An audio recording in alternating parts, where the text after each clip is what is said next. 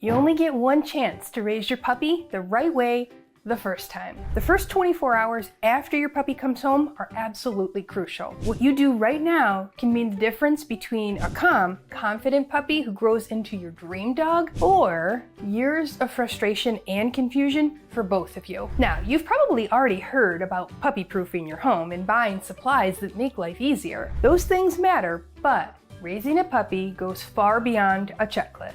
Your success depends on knowing your puppy's needs, their behaviors, and even knowing how their brain is wired. And once you understand that, everything about raising and training them becomes so much easier. Get this right, and you'll build the kind of bond that lasts 10 to 15 years. I'm Michelle, your fear-free certified trainer with 25 years of experience. And today, I'm gonna show you the top mistakes new puppy owners make in those first 24 hours, and what to do instead, so you can avoid those years of frustration. Mistake number 1.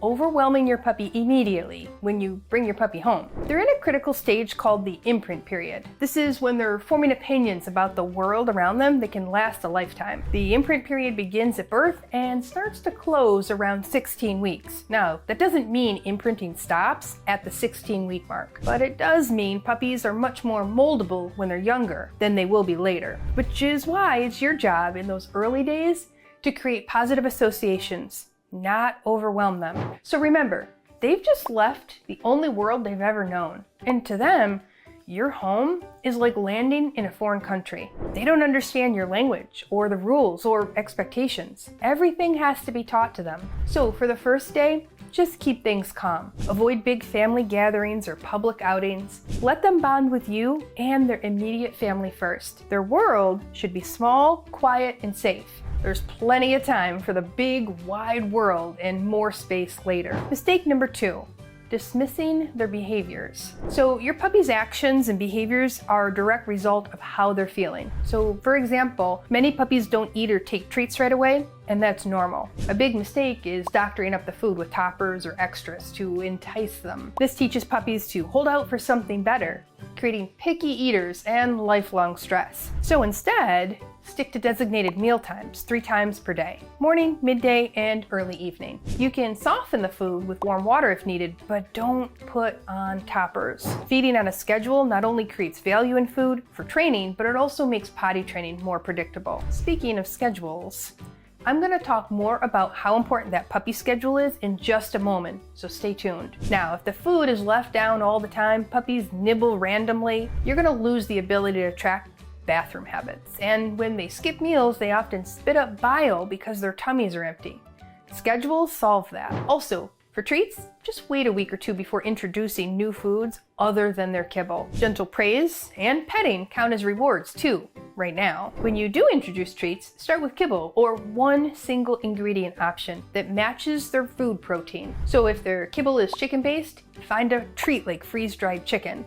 This keeps tummies happy and training effective. Too many new foods too soon are going to equal tummy troubles and a trip to your vet. Something else to be aware of is that you may see worrisome behaviors such as biting and growling. Now, that does not mean that you have an aggressive puppy. These behaviors often stem from overstimulation and overwhelm. And in a moment, I'm going to tell you how to avoid that, so stick with me. But for now, just know your puppy has razor sharp teeth. They don't mean to or intend to hurt you. If they get stressed, you may see some more unwanted behaviors too. Mistake number 3. Not taking them out often enough. New puppy owners are shocked by how often puppies go potty. The general rule of thumb is a puppy can hold their bladder for about 1 hour per month of age while in their crate, and outside of their crate, much less. If you wait too long, accidents happen. And accidents indoors create an indoor accident cycle.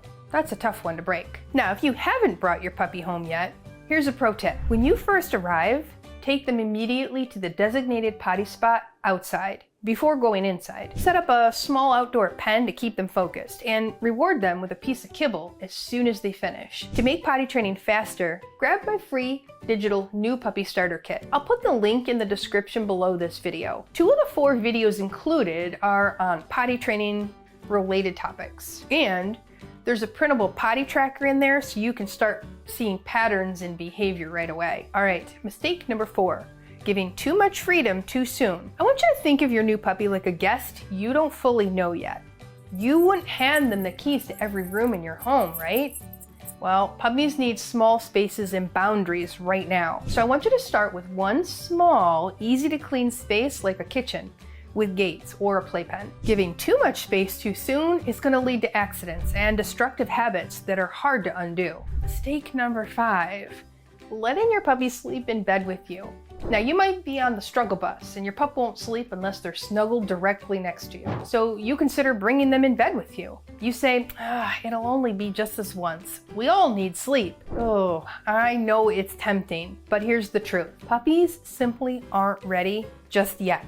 Now, I'm not a trainer that says never allow a pup in bed, but I do say not right now. They're not fully potty trained. They're teething, and their growth plates aren't fully fused, which means jumping off a bed can cause serious injury. I've seen it all in my 25 years. Ruined mattresses, bed peeing habits that won't go away, and heartbreaking injuries. That's why I'm recommending crate training from day one.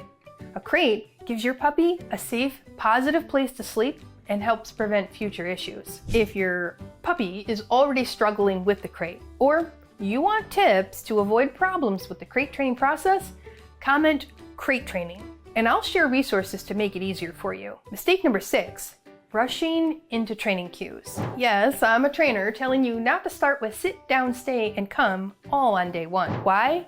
Well, because your puppy's still stressed and adjusting, and they're not ready to learn those big lessons yet. That first day should focus on settling in, bonding, maybe a little crate training, and definitely work on potty training. Keep expectations low and patience high. And remember, your puppy isn't being difficult. They're just a baby learning a brand new world. And it's gonna feel like they just should know more than they do, or can accomplish more than they can. You see a puppy who can run and jump and play and bite, but in reality, they're a baby in a toddler body. All right, mistake number 7, skipping schedules and keeping inappropriate wake windows. This might be the most important mistake to avoid. Most biting, barking, crate crying all comes from one thing: puppies who are overtired and overstimulated. And without a proper schedule that matches their age, puppies turn into tiny little tornadoes who can't focus, can't settle, or stop chewing. Now, when you match their sleep needs and their wake windows to their age, everything gets easier. And this next piece is where it all starts to click. In the next video, I'm going to share the schedule that stops the biting, the barking, and the chaos before it ever becomes a problem. So if you're serious about raising a well-behaved puppy, you won't want to skip it. I'll meet you over there.